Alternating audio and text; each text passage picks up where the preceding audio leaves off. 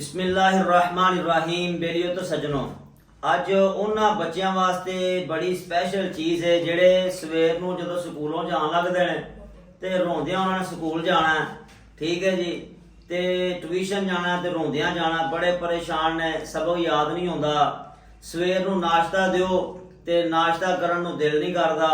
ਠੀਕ ਹੈ ਜੀ, ਮਾਂ-ਬਾਪ ਬੜੇ ਪਰੇਸ਼ਾਨ ਨੇ ਵੀ ਖਾਣ ਨੂੰ ਕੋਈ ਸ਼ੈ ਦੇਨੇ ਆ ਤੇ ਖਾਣ ਨੂੰ ਦਿਲ ਨਹੀਂ ਕਰਦਾ ਤੇ ਸਕੂਲ ਜਾਣ ਲੱਗਿਆ ਰੋਂਦੇ ਨੇ।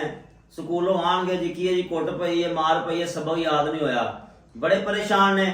ਤੇ ਉਹ ਜਨਾਬ ਜਿਹੜੇ ਬੜੇ ਪਰੇਸ਼ਾਨ ਨੇ ਕਰੀਬ ਹੋ ਜਨਾਬ, ਇਹ ਵੇਖੋ ਨੁਸਖਾ ਸਪੈਸ਼ਲੀ ਉਹਨਾਂ ਵਾਸਤੇ।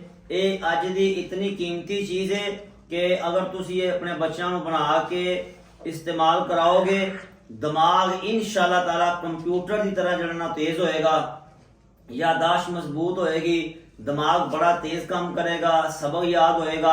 वो माँ बाप ਜਿਹੜੇ बड़े परेशान ने, बड़ियां भारियां जनाब फीसां दे रहे ने बच्चों दियां, बच्चों ਨੂੰ सबक याद नहीं हो रहा।